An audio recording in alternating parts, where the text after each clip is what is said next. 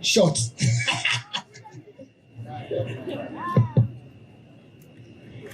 Your Excellency, the Vice President of the Republic of Ghana, Professor Zanetor Opoku-Agyeman, the National Chairman of the NDC,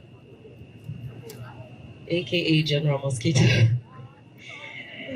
the General Secretary of the NDC, Comrade Fifi, National Executives, Members of Parliament, Present Ministers, MMDCEs, Comrades, Nene May, is that correct? Nana May, Nene May, Kenani May. Yes, I think the Ula May Sue as well are here, so. Dear comrades, we've a tradition of celebrating the last day of the year together as we commemorate the 31st December revolution every year. This year, we're commemorating 44 years. This year, I stand before you as an orphan, but I have inherited new parents. Amen.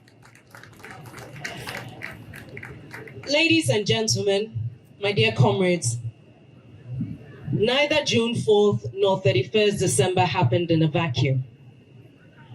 Whether or not we choose to speak about the truth of what happened, whether we choose to tell the young generation about the circumstances surrounding June 4th and 31st, whether we choose to remember or forget, does not change the fact that June 4th and 31st did not happen in a vacuum. When the 31st December revolution happened, the members of the Provisional National Defense Council were not made up of only military officers.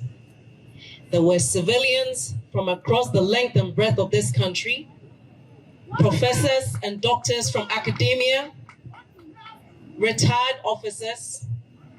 We had members who represented the fishermen and the farmers of this country. Indeed, the 10-year history of the PNDC did not happen on the backs of military people. It was the inclusivity of every Ghanaian that made 10 years possible.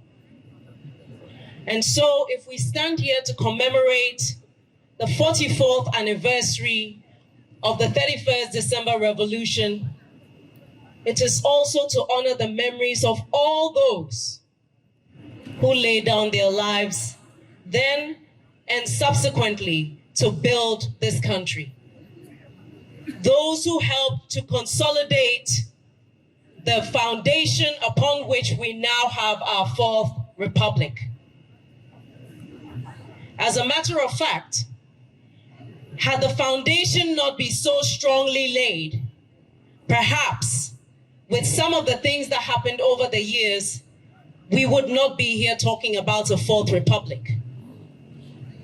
But the strength and the commitment of those who contributed to those 10 years preceding the fourth republic gave the resilience that we needed to survive some of the lowest points that we have endured since then. Comrades, we have a duty to put aside parochial interests and to put Ghana first. If we look at what's happening in Ghana and we look at what's happening across the sub-region, if we make a mistake of taking incumbency for granted, of exhibiting arrogance of power, we only will have ourselves to blame. No government can provide employment for every single citizen,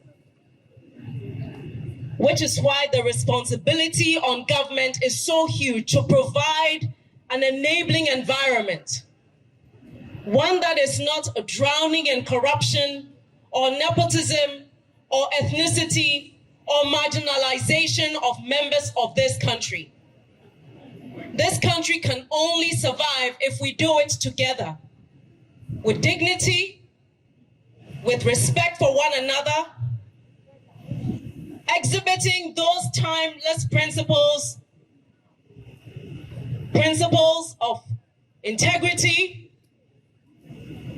of transparency, of accountability, of probity. Ladies and gentlemen, if we are to leave Ghana better than we found it, we have a duty to stick to those principles. And a reset agenda means we must make sure that our moral compass is reset back to where it ought to be. The fact that the bar has been set so low does not mean we should start from ground zero. We can be better than that, and we know better than that. Let us raise the bar. Yes, it's true. Democracy has a tendency to open the door to monetization of everything. But we can be the gatekeepers as to whether that becomes the culture that drives us deeper into the abyss, or whether we will let certain values that cannot be bought be our guiding principles. So that no one, regardless of how much money they have, can derail the consolidation of the democracy of this country. The moment we start to give in is when we start to disintegrate, and it's when we start to destroy the foundation on which we have solidly been placed. There are times when I cannot believe that in my 47 years, I've actually seen this country better than it is. It means that we have to do better to ensure that no government can come in and destroy what has been built. We must be open to self-reflection and criticism so that we can correct what mistakes we are making before it's too late. There's a principle in aviation where you course correct as you are moving, because you cannot always determine the factors that will be facing you as you move forward. Our duty is to course correct. Don't wait till you get to your final destination before you realize that you are on the wrong side. The purpose of decentralization, we have our MMDCEs present here, is to make sure that the vision of the president is carried out down to the local level, to the unit committee level. And who are the members of our committees? Ghanaians of different religions, different ethnic groups, of different political leanings. Let us not be misled or tempted into dividing this country so badly on partisan lines that our progress is stunted. We do not have that luxury. We have to work together. And where wrong is wrong, let's point it out and let's do better. We mustn't wait till the next election before we start looking back to see whether the road is crooked or straight. As we move forward, let's keep checking. Let us not surround ourselves with people who will keep saying you are doing well. Let us have objective people around us who will speak the truth without fear, without favor.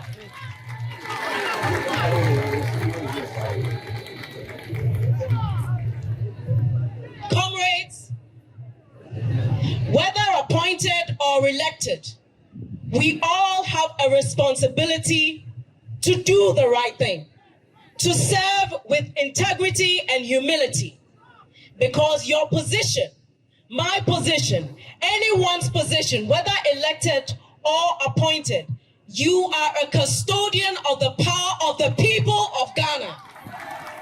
You are not there for yourself or for your immediate family. You are there to serve. So serve like you are serving God. I should repeat. Whether you are appointed or elected, you must serve with humility, you must serve with integrity, because you are a custodian of the power of the people of of Ghana. Do not abuse your power.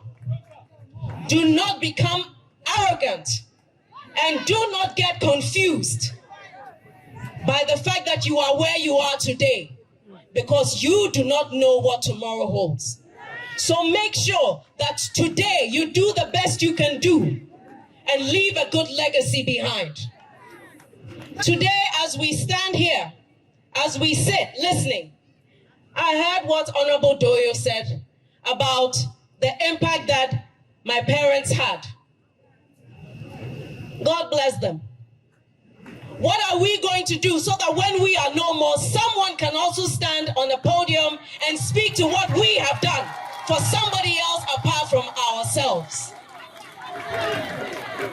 That is what today is about. Today is about remembering, in case you forgot.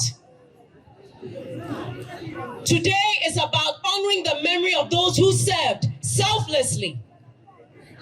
Today is a reminder to us not to abuse incumbency, but to recognize it as an opportunity, to recognize it as a privilege, to do better, to serve the people of Ghana, to leave Ghana better than we came to find it.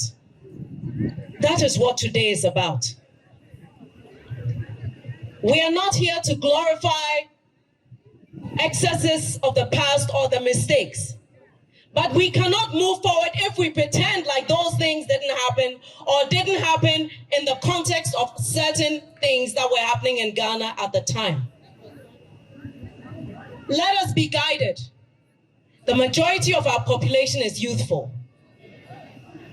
We must ensure that whether it's education, formal or informal, whether it's by provision of the skills that our people need, whether it's provision of electricity or roads, good roads, whether it is by making sure that the vehicles that people sit in for public transport are safe, so that we do not see the kind of death toll we see on our roads every year, whether it's to make sure that we don't have people cheating in exams and becoming doctors and nurses who are not sure about what they're doing and can kill patients.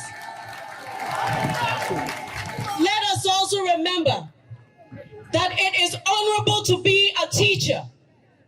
And once upon a time, our best brains became our teachers. And so I will use this platform to appeal to His Excellency the President. When we are looking at policies, let's consider that our teachers are the ones who are going to build the leaders of tomorrow. And let's see how we can empower them to love their jobs and to serve.